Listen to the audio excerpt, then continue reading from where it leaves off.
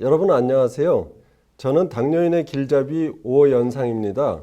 오늘부터 20여 회에 걸쳐서 당뇨에 관해서 여러분들과 얘기를 나눠보려고 합니다. 지금 당뇨 인구가 굉장히 많이 늘어났죠. 전 세계적으로도 그렇고 우리나라도 그렇습니다. 그리고 여러분들 걱정이 많으실 텐데 이 당뇨라는 것을 잘 알게 되면은 해결할 수 있는 방법도 나올 수가 있는 겁니다. 그러면 당뇨란 무엇인가? 그거부터 이야기를 시작을 하겠습니다. 당연히 소변에 당이 나오니까 당뇨죠. 그러면 여러분들은 물어보실 겁니다. 왜 소변에 당이 나오게 됐나요?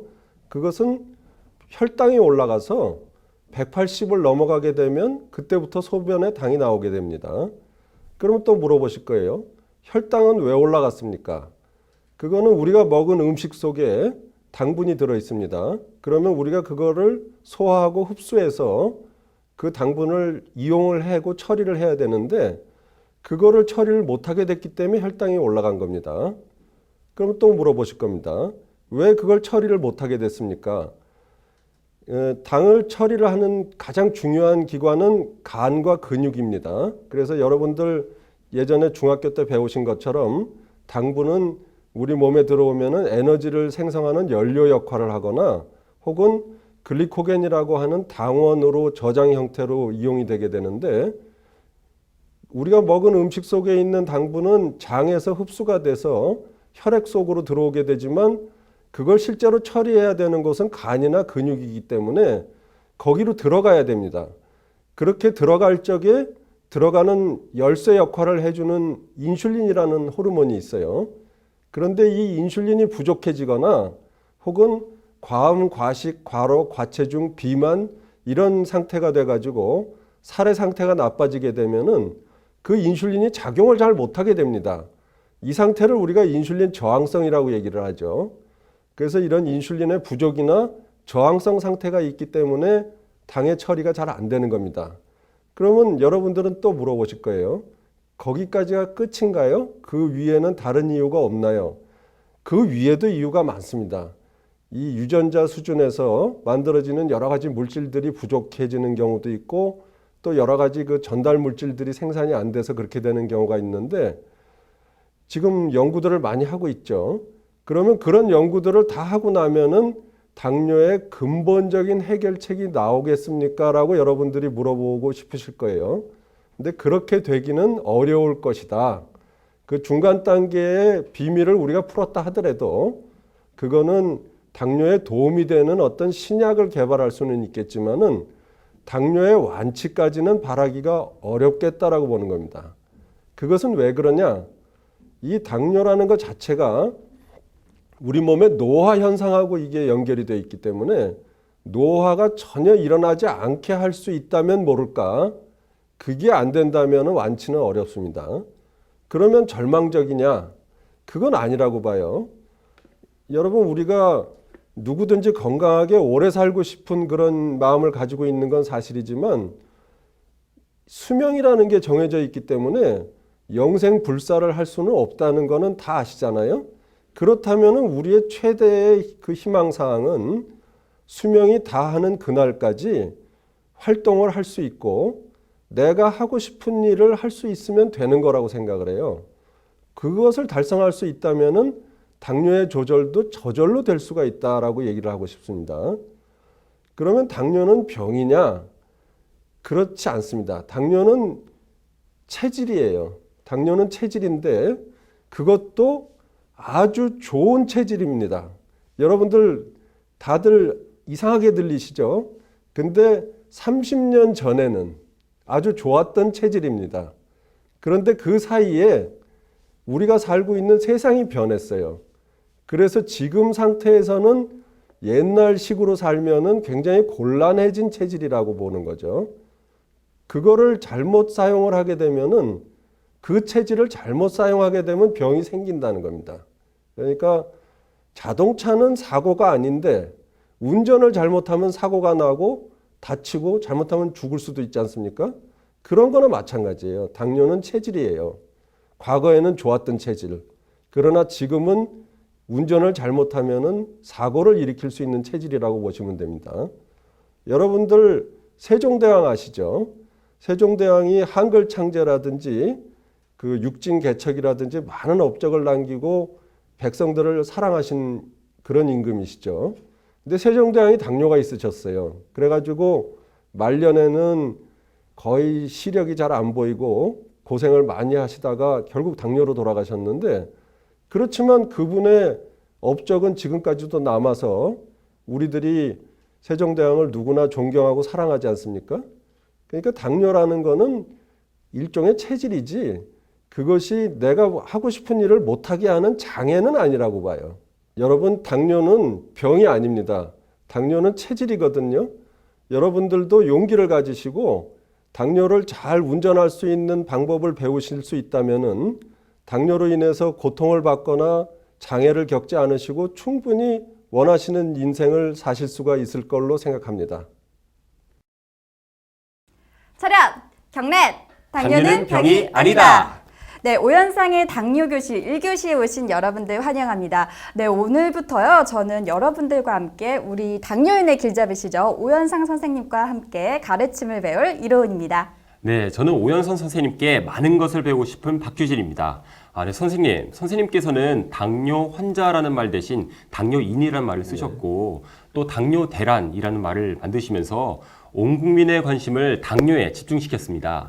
당뇨인의 아버지, 이렇게 굉장하신 분을 만나게 돼서 정말 반갑습니다. 예, 감사합니다. 네, 선생님, 제가 사실 선생님을 길잡이라고 소개하긴 했는데 보통 의사 선생님이라고 많이 하잖아요. 네. 근데 왜 당뇨인의 길잡이라고 하신 거예요?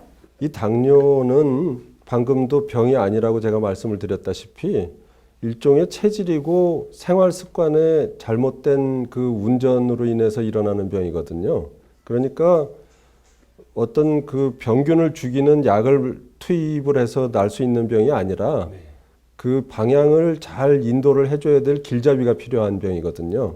그래서 저는 길잡이라는 말이 더 좋다라고 생각을 합니다. 네, 알겠습니다. 당뇨인의 길잡이 오현상 선생님. 네, 오늘은 저희가 당뇨에 대해서 배우는 첫 번째 시간인데요. 선생님께서 아까 말씀하셨던 것 중에서 당뇨는 체질에 관련이 많다고 하셨는데 그게 어떤 말씀인지 잘 모르겠습니다. 네, 그 체질을 우리가 크게 농사꾼 체질과 사냥꾼 체질 이렇게 두 개로 나누거든요. 네. 농사꾼 체질이라는 것은 하루에 세 끼를 네. 시간 맞춰서 꼬박꼬박 먹어주지 않으면은 눈앞이 캄캄해지고 네. 도저히 활동을 할 수가 없는 그런 체질의 사람입니다. 네.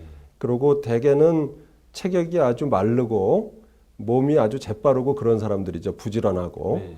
사냥꾼 체질은 맛있는 게 있으면 3인분, 5인분도 먹을 수가 있고 네. 뭐 내키지 않으면은 하루 종일도 굶을 수 있고 그런 능력을 가진 사람을 우리가 사냥꾼이라고 그러죠. 네. 대표적인 사냥꾼인 호랑이나 사자가 네. 일주일에 한 마리 먹고 일주일 내내 굶듯이. 와, 그러게 진짜 가능해요? 그랬어요? 그럼 가능하죠. 곰 같은 경우는 뭐 석 달도 굶잖아요. 그러니까 겨울잠 자느라 그런 거. 예. 어쨌든 그렇게 할 수 있는 체질을 우리가 사냥꾼이라고 하는데 네. 과거에는 식량이 부족하니까 사냥꾼 체질인 사람들이 이런 문제를 안 일으켰어요. 네. 근데 세상이 변하면서 이 사냥꾼 체질인 사람들이 당뇨 환자가 될 가능성이 굉장히 높아진 거죠.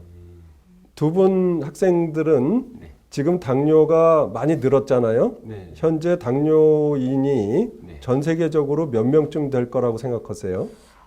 글쎄요. 잘 모르겠네. 잘 모르겠어요. 많긴 많겠죠? 네, 최근 10년 사이에 아주 폭발적으로 늘어가지고 네. 지금 3억 7천만 명이거든요. 그러면 세계 인구를 60억으로 보면은 6%가 넘는다는 얘기거든요. 우리나라만 해도 30년 전에는 당뇨인이 거의 없었어요. 네. 근데 지금은 10배 이상 늘어가지고 네. 병원에 와서 진료받은 사람만 242만, 그러니까 거의 250만 명이죠. 네. 우리나라 인구 5천만으로 보면은 거의 5%인데 네. 실제로 당뇨 있는 사람들이 다 병원에 오지 않잖아요. 네. 그러니까 숨어 있는 당뇨인까지 합하면은 10%, 500만 정도 될 걸로 보거든요. 네, 선생님이 방금 말씀하셨듯이 30년 전에는 그래, 당뇨병 같은 게 별로 없었는데 요즘에는 정말 많이 걸리잖아요. 근데 그게 생활 습관 때문에 그렇다고 하셨는데 도대체 어떤 게 안 좋은 건가요?